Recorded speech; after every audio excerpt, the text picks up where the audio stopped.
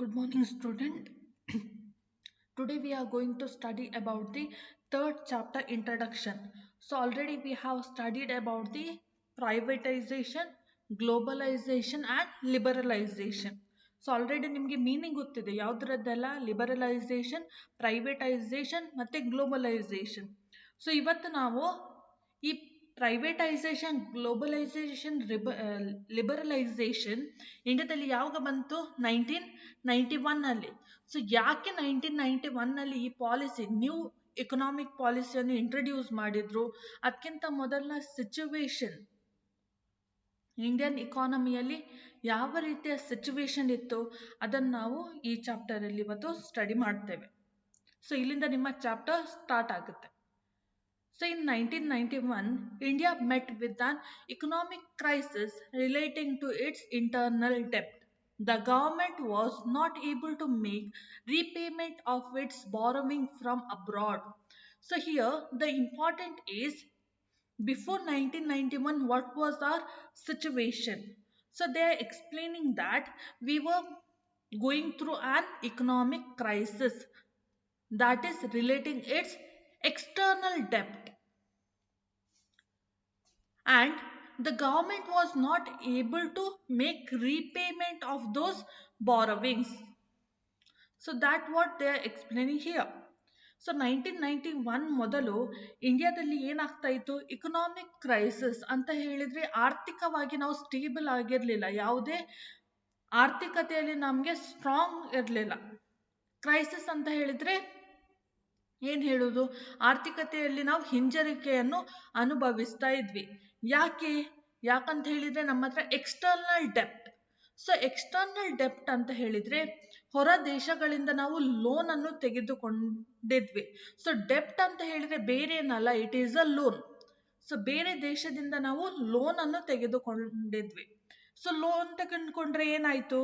Loan ತೆಗೆದುಕೊಂಡ್ರೆ ನಾವು ಅದನ್ನು ರೀಪೇ ಮಾಡಬೇಕು ವಿತ್ ಇಂಟ್ರೆಸ್ಟ್ ರೇಟ್. ಸೊ ಆದರೆ ಇಂಡಿಯಾದಲ್ಲಿ ಏನಾಯಿತು? The government was not able to make repayments. So government ಲೋನನ್ನು ತೆಗೆದುಕೊಂಡಿದೆ ಬೇರೆ ಕಂಟ್ರಿಯಿಂದ, ಆದರೆ ಆ ಲೋನನ್ನು ರೀಪೇ ಮಾಡಲಿಕ್ಕೆ ಆಗ್ತಾ ಇಲ್ಲ. So government was not able to make repayment of its borrowings. Borrowings ಅಂತ ಹೇಳಿದ್ರೆ ಏನೆಲ್ಲ ಹಣವನ್ನು ಅಬ್ರಾಡ್ ಕಂಟ್ರಿಗಳಿಂದ, ಅಬ್ರಾಡ್ ಅಂತ ಹೇಳಿದ್ರೆ ಹೊರ ದೇಶಗಳಿಂದ ಏನೆಲ್ಲ ಲೋನನ್ನು ತೆಗೆದುಕೊಂಡಿದ್ರು ಅದನ್ನು ರೀಪೇ ಮಾಡಲಿಕ್ಕೆ ಅಥವಾ ಅದನ್ನು ಹಿಂದೆ ವಾಪಸ್ ರಿಟರ್ನ್ ಮಾಡಲಿಕ್ಕೆ ಕೇಪೇಬಲ್ ಆಗಿ ಇರಲಿಲ್ಲ.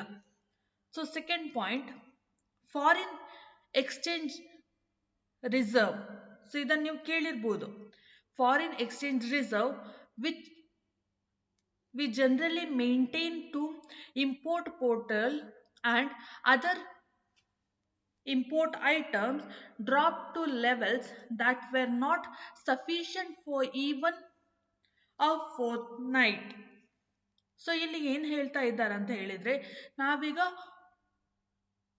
ಫಾರಿನಿಂದ ಹಣ ತೆಗೆದುಕೊಂಡಾಗಿದೆ ಲೋನ್ ರೂಪದಲ್ಲಿ, ಅದು ಪೇಮೆಂಟ್ ಮಾಡ್ಲಿಕ್ಕೆ ಆಗ್ತಾ ಇಲ್ಲ. ಸೊ ಅದ್ರಾಗಿ ಏನು ಇಫೆಕ್ಟ್ ಆಯ್ತು ಅಂತ ಹೇಳಿ ಫಾರಿನ್ ಎಕ್ಸ್ಚೇಂಜ್ ರಿಸರ್ವ್ ಅಂತ ಹೇಳಿದ್ರೆ ನಮ್ಮ ಕರೆನ್ಸಿಯ ವ್ಯಾಲ್ಯೂವನ್ನು ಡಿಸೈಡ್ ಮಾಡುತ್ತೆ. ಎಲ್ಲಿ? ಫಾರಿನ್ ಎಕ್ಸ್ಚೇಂಜ್ ರಿಸರ್ವ್ ಅಲ್ಲಿ. ಸೊ ನಮ್ಮ ಇಂಡಿಯನ್ ರುಪೀಸ್ ಅದು ವ್ಯಾಲ್ಯೂ ಈಗ 60 ರೂಪೀಸ್ ಇದೆ, 25 ರೂಪೀಸ್ ಇದೆ, 70 ರೂಪೀಸ್ ಆಗುತ್ತೆ. ಸೊ ಇದನ್ನೆಲ್ಲ ಡಿಸೈಡ್ ಆಗುದೆಲ್ಲಿ? ಫಾರಿನ್ ಎಕ್ಸ್ಚೇಂಜ್ ರಿಸರ್ವ್ ಅಲ್ಲಿ. ಸೊ ಇದನ್ನು ಮೇಂಟೈನ್ ಮಾಡೋದು ಹೇಗೆ? ಇಂಪೋರ್ಟ್ ಮತ್ತೆ ಎಕ್ಸ್ಪೋರ್ಟ್ ಬೇಸಿಸ್ ಅಲ್ಲಿ. ಬೇಸಿಕಲಿ ಇಂಪೋರ್ಟ್ ಪೋರ್ಟಲ್ ಅಲ್ಲಿ. ಸೊ ನಾವು ಹೆಚ್ಚು ಇಂಪೋರ್ಟ್ ಮಾಡಿದ್ರೆ ಆಟೋಮೆಟಿಕ್ ಆಗಿ ನಮ್ಮ ಕರೆನ್ಸಿ ವ್ಯಾಲ್ಯೂ ಕಡಿಮೆ ಆಗ್ತಾ ಹೋಗುತ್ತೆ. ಸೊ ನಾವು ಹೆಚ್ಚು ಎಕ್ಸ್ಪೋರ್ಟ್ ಮಾಡಿದ್ರೆ ನಮ್ಮ ಕರೆನ್ಸಿ ವ್ಯಾಲ್ಯೂ ಹೆಚ್ಚಾಗುತ್ತೆ. ಸೊ ಈಗ ನೀವು ನೋಡಿದ್ರೆ $1ಗೆ ನಮ್ಮ ಇಂಡಿಯನ್ ರುಪೀಸ್ ಅದು ವ್ಯಾಲ್ಯೂ ಎಷ್ಟಿದೆ? ಎಕ್ಸಾಂಪಲ್ ನಾವೊಂದು 50 ರೂಪೀಸ್ ಅಂತ ತೆಗೆದುಕೊಳ್ಳುವ. ಸೊ ಒಂದ್ ವೇಳೆ ನಾವು ನಮ್ಮ ಎಕ್ಸ್ಪೋರ್ಟ್ ಅನ್ನು ಕಡಿಮೆ ಮಾಡಿ ನಮ್ಮ ಇಂಪೋರ್ಟ್ ಈಗ ಹೆಚ್ಚಿದೆ. ಸೊ ಇಂಪೋರ್ಟ್ ಹೆಚ್ಚಿರುವಾಗ ಈ ವ್ಯಾಲ್ಯೂ ಏನಿದೆ ಅದು ಹೆಚ್ಚಾಗ್ತಾ ಹೋಗುತ್ತೆ. ಸೊ ಅದು ಮೇ ಬಿ 70 ರೂಪೀಸ್ ಆಗ್ಬೋದು. ಸೊ ಈ 70 ರೂಪೀಸ್ ಹೆಚ್ಚಾಗುತ್ತಂತ ಹೇಳಿದ್ರೆ ನಮ್ಮ ಕರೆನ್ಸಿ ವ್ಯಾಲ್ಯೂ ರೆಡ್ಯೂಸ್ ಆಗುತ್ತೆ ಅಂತ ಹೇಳಿ ಮೀನಿಂಗ್. ಯಾಕೆ ನಮ್ಮ ಕರೆನ್ಸಿ ವ್ಯಾಲ್ಯೂ ರೆಡ್ಯೂಸ್ ಆಗುತ್ತೆ? ಈಗ $1 ಅಂತ ಹೇಳಿದ್ರೆ 70 ರೂಪೀಸ್. ನಾವು $1ಗೆ 70 ರೂಪೀಸ್ ಅನ್ನು ಪೇ ಮಾಡಬೇಕು. ಈಕ್ವಲ್ ಯಾವಾಗ ಆಗುತ್ತೆ? $1 ₹1 ಈಕ್ವಲ್ ಆಗುವಾಗ ನಮ್ಮ ಕರೆನ್ಸಿ ಹೆಚ್ಚಾಗದು. ಸೊ ಈಗ ನಮ್ದು ಎಕ್ಸ್ಪೋರ್ಟ್ ಹೆಚ್ಚಾಯಿತು. ಎಕ್ಸ್ಪೋರ್ಟ್ ಹೆಚ್ಚಾಗುವಾಗ ಏನು ಮಾಡಬೇಕು? ಯಾವಾಗ ನಮ್ದು ಎಕ್ಸ್ಪೋರ್ಟ್ ಹೆಚ್ಚಾಗುತ್ತೆ ಆಗ ನಮ್ಮ ಕರೆನ್ಸಿ ವ್ಯಾಲ್ಯೂ ಹೆಚ್ಚಾಗುತ್ತೆ. ಅದರ ಮೀನಿಂಗ್ ಈಗ 50 ಇಂದ 25 ರೂಪೀಸಿಗೆ ಬಂದು ರೀಚ್ ಆಯಿತು. ಸೊ ಇದರ ಮೀನಿಂಗ್ ನಮ್ದು ಎಕ್ಸ್ಪೋರ್ಟ್ ಮಾಡುವಾಗ ನಮ್ಮ ಕರೆನ್ಸಿ ವ್ಯಾಲ್ಯೂ ಹೆಚ್ಚಾಯ್ತು ಅಂತ ಹೇಳಿ. ಈಗ $1 ಅಂತ ಹೇಳಿದ್ರೆ 25 ರೂಪೀಸ್. ಸೊ ಈಗ ನಮ್ಮ ಕರೆನ್ಸಿ ವ್ಯಾಲ್ಯೂ ಹೆಚ್ಚಾಯಿತು. ಇಲ್ಲೇನಾಯಿತು? ನಮ್ಮ ಕರೆನ್ಸಿ ವ್ಯಾಲ್ಯೂ ಕಡಿಮೆ ಆಯಿತು. So that is about foreign exchange reserves. ಇದರಲ್ಲಿ ಏನಾಯಿತು? Maintain import portal. ಸೊ ಅವರು ಏನು ಮಾಡ್ತಾರೆ? ಈ ಇಂಪೋರ್ಟ್ ಪೋರ್ಟಲ್ ಅನ್ನು ಮೇಂಟೈನ್ ಮಾಡ್ತಾರೆ. And other imports item. So ನಮ್ದು ಇಂಪೋರ್ಟ್ ಎಕ್ಸ್ಪೋರ್ಟ್ ಏನಾಗುತ್ತೆ, ಸೊ ಅದನ್ನೆಲ್ಲ ಮ್ಯಾನೇಜ್ ಮಾಡೋದು ಫಾರಿನ್ ಎಕ್ಸ್ಚೇಂಜ್ ರಿಸರ್ವ್ಸ್ ಅಲ್ಲಿ. ಸೊ ಇದರಿಂದಾಗಿ ಏನು ನಮಗೆ ಪ್ರಾಬ್ಲಮ್ ಆಯಿತು?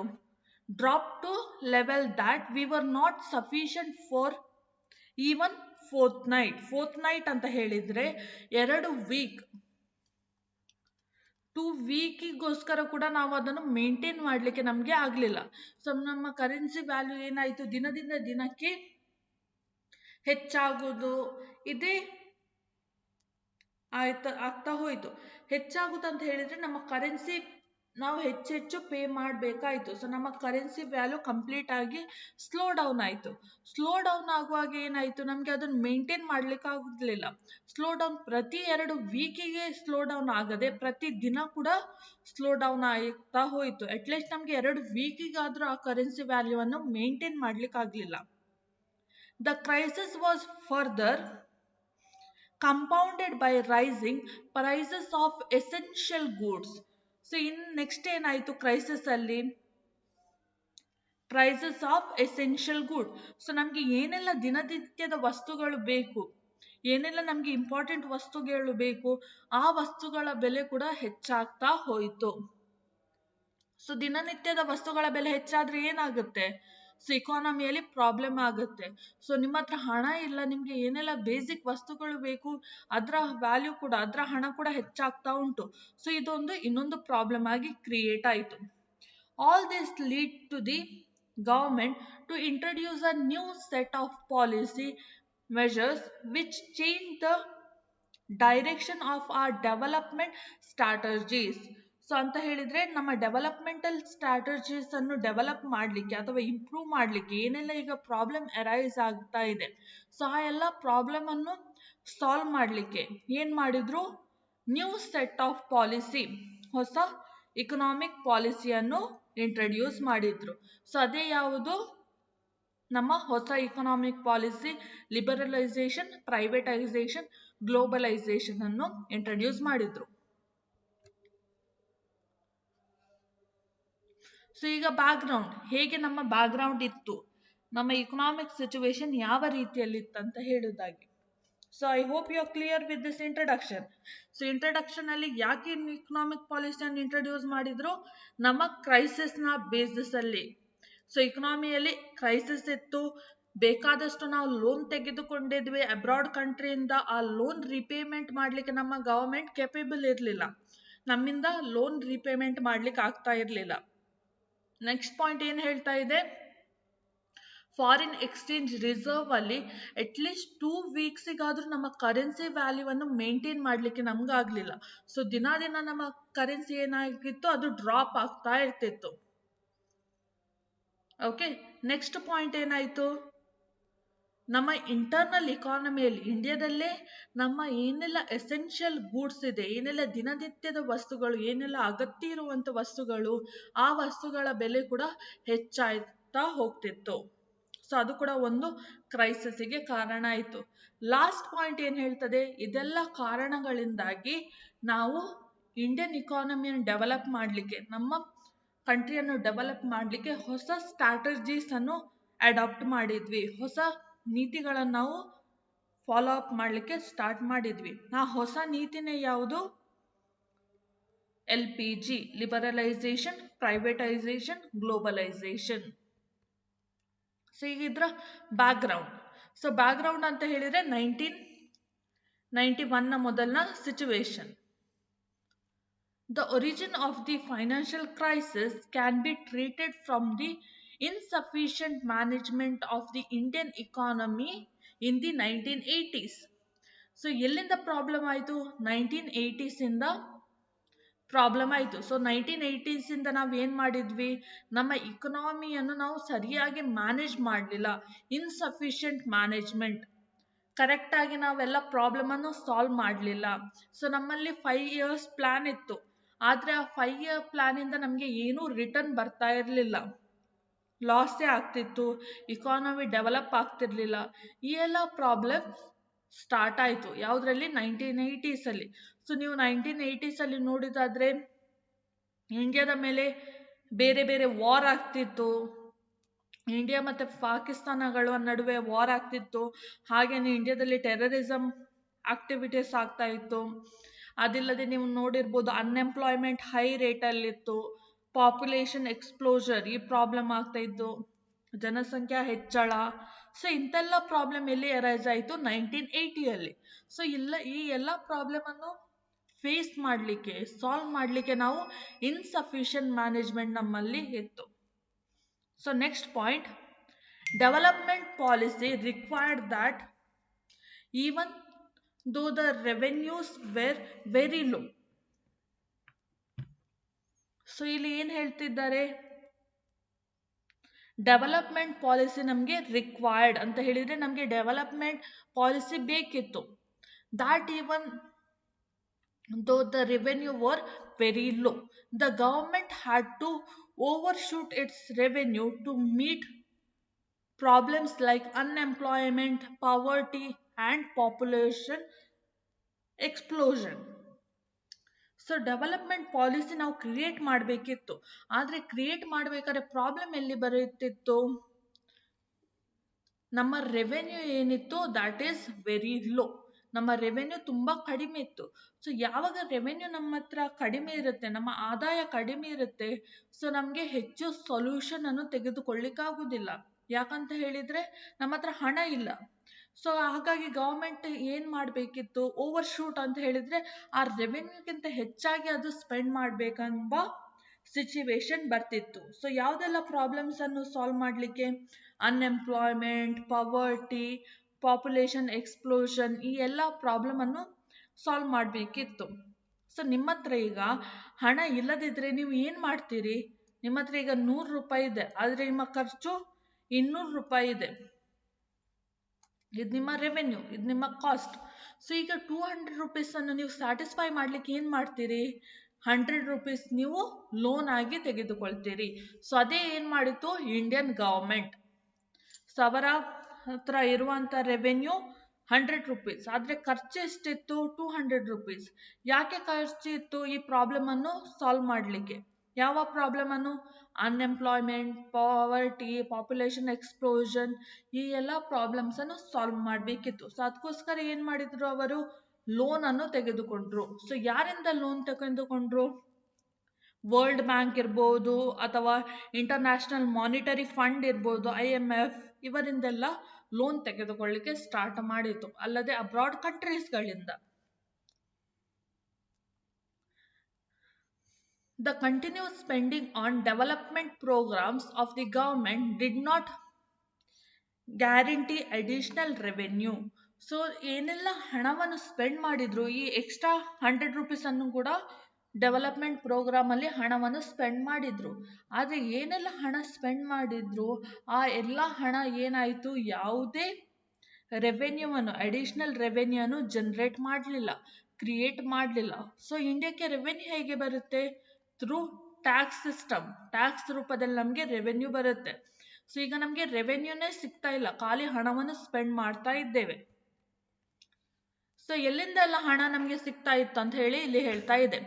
India approach the international bank for reconstruction and development, IBRD. So ಇದನ್ನು ನಾವು ಹೇಗೆ ಪಾಪ್ಯುಲರ್ ಆಗಿ ಕರಿತೇವೆ? ವರ್ಲ್ಡ್ ಬ್ಯಾಂಕ್ ಮತ್ತು ಇಂಟರ್ನ್ಯಾಷನಲ್ ಮಾನಿಟರಿ ಫಂಡ್. ಸೊ ಇವರಿಂದ ಎಷ್ಟು ಹಣವನ್ನು ರಿಸೀವ್ ಮಾಡಿತ್ತು? $7 ಬಿಲಿಯನ್. $7 ಬಿಲಿಯನ್ ಅನ್ನೋದು ಹಣವನ್ನು ತೆಗೆದುಕೊಂಡಿತು. ಸೊ $7 ಬಿಲಿಯನ್ ಅಂತ ಹೇಳಿದ್ರೆ ಸಣ್ಣ ಅಮೌಂಟ್ ಅಲ್ಲ. $7 ಬಿಲಿಯನ್ ಅಷ್ಟು ಅಮೌಂಟ್ ಅನ್ನು ನಾವು ಯಾರಿಂದ ಲೋನ್ ಆಗಿ ತೆಗೆದುಕೊಂಡ್ವಿ?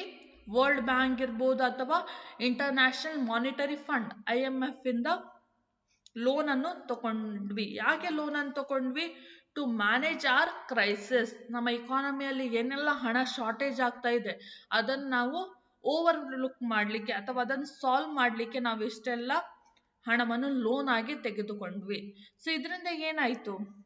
ಫಾರ್ ಅವೈಲಿಂಗ್ ದ ಲೋನ್ ಅಂತ ಹೇಳಿದ್ರೆ ಲೋನ್ ಅನ್ನು ರಿಪೇಮೆಂಟ್ ಮಾಡಲಿಕ್ಕೆ these international agencies expected India to liberalize and open up the economy by removing restriction on the private sector, reducing the role of the government in many areas and removing trade restriction.